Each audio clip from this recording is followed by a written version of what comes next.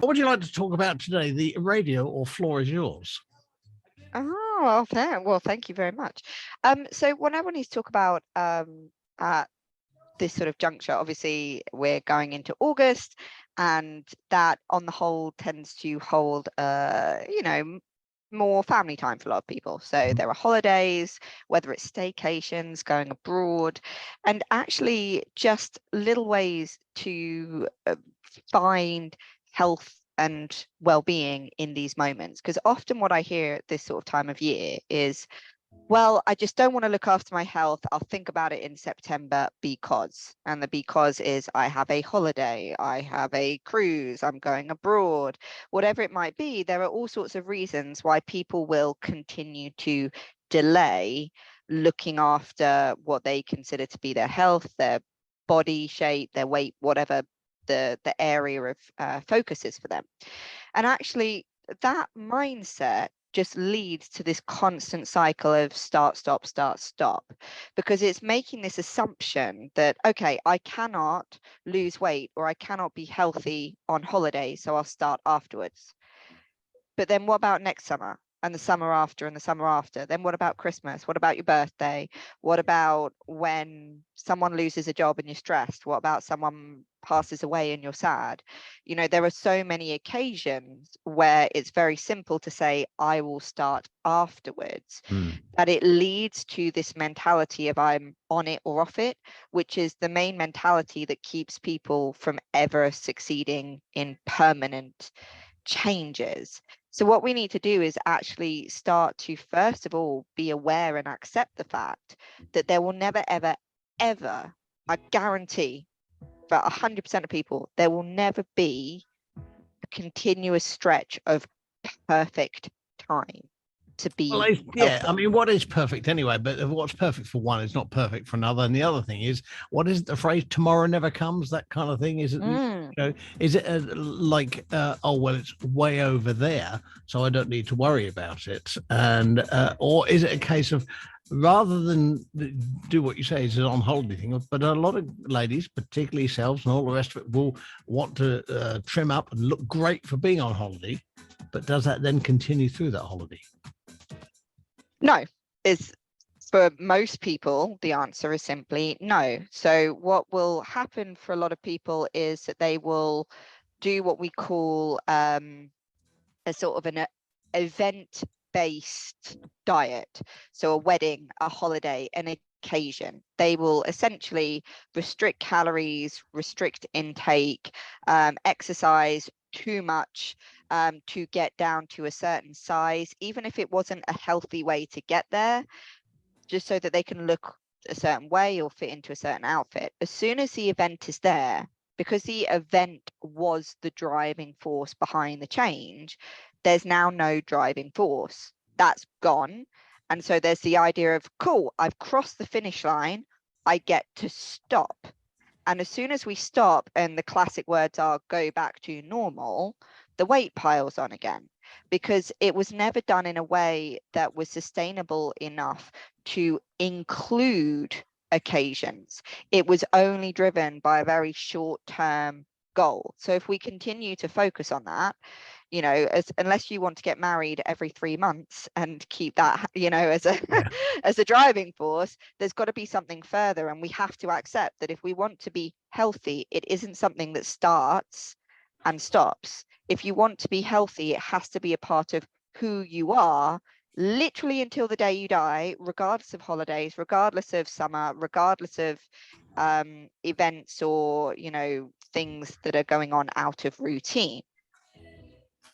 Okay, well, given that sense, you know, you just bashing the studio to pieces here, but given that, so how do you then incite people? You obviously managed to, you've got yourself in that position whereby your that brain works in that certain way. So you've broken the mold, so to speak, but in a special way. So how would you encourage other people to do that? Obviously, get in touch with you because you can teach them, and that's your kind of job. But how do they then find that I must do this, as opposed to, oh, well, I'll contact Rita or a health and fitness person, but I won't do it until after the holiday? Or how do you sort of guide people into that mindset? So for me, it's about whether someone got in contact with a professional, whether they just choose to do it on their own. There's no right or wrong way to go ahead, but you have to question why, because what I'll always hear is, and I'm just going to be blunt with this, I will hear the phrase, I'm going to start after the holiday. It's not an excuse, but. And if you are having to caveat your choice with the phrase, it's not an excuse, then you've got to understand that's a self-judgment. That's not my judgment. That's not anybody else's. That's your own judgment, which means deep down, you know it's an excuse. You Okay. know that it's coming from a place of, oh, I'd rather just put on loads of weight, drink loads of alcohol, eat loads of food, probably put on within the space of a couple of weeks a good 8 pounds, and then, well, I'll deal with it later. And actually got to question whether if you want to be the kind of person that for the next however many decades you've got left never wants to go on holiday again, fine, start after the holiday. Start in September, start after the holiday, because if you never want to take another holiday again, cool, it's not going to be an issue. But if you do, if you want to go on holiday abroad, local, whatever it might be, then you've got to question your choice as to why you don't want to learn how to do this. And Yeah. most of it is because we don't want to face up to the fact that sometimes changes have to be made. And it isn't drastic. I'm not saying go on holiday and never have alcohol. I'm not saying go on holiday and, don't explore different foods. That's part of culture. I love that side of travel. But it is potentially, I'll give you an example of a client who's literally just gone on holiday. And we spoke and said, right, what's the one biggest challenge that we always face? And she said, it's drink, it's alcohol. So, okay, well, give me an idea. If we were doing nothing and you just did what you normally do, how much alcohol would you drink? And she said probably every other day for a 2-week holiday, around 8 pints of beer. Wow. Yeah. So that's an average of 4 pints of beer per day for 14 days. So that is around 56 pints in the space of 2 weeks, right? So 1 pint of beer, depending on the type of beer, but let's say it's about 250 calories, something like that. So over the space of 2 weeks, 56 pints is around 14,000 calories. Wow.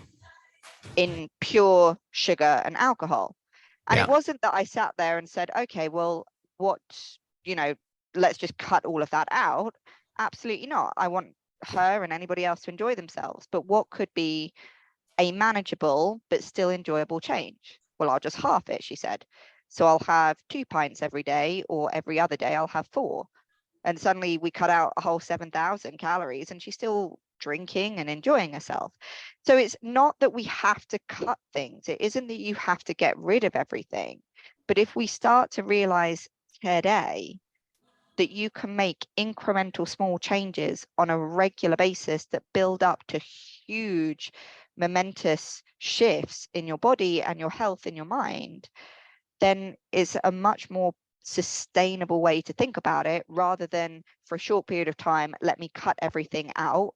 Yeah. And somewhere in the back of it, no, that won't last forever. Oh, so it's a case of just things in moderation in that respect. And Ray from Stephen has just come up. Why do you need alcohol to enjoy yourself? One question. I do know somebody who doesn't need a drink and they're completely mad. He's one of them. And the other thing is, going on holiday without a glass of wine or a beer or whatever, I'm not sure it's legal, but that's a fair question. But a lot of people, they like that relaxation, don't they? They like that thing. But how about you? Do you like the odd glass of wine or slice of pizza here and there? Because a lot of people think, and we've said this before, a lot of people think, oh, these fitness coaches, look at them and their lovely bodies and all the rest. They must never go near wine. They must never go near anything. But that's not the case, is it? So first of all, in terms of, do you need alcohol to have a good time? No, I don't drink. I used to drink. I used to enjoy a glass of wine, and then one day I just decided I don't want to do that. It's just, Okay. I cannot see the benefit. It tastes nice, but other than that, it's just, for me, there's no benefit. I still have a great time on my lime and soda. So Ray, do you need alcohol? No, but I'm not going to put my own decision to not drink anymore onto somebody else. There's a lot of people that can enjoy alcohol, want to enjoy alcohol, and why would I ever judge them for that? If you don't want to drink, I think that's brilliant. If you do want to have a glass of wine, I think that's cool. You know, it's all about choice. That's all it is.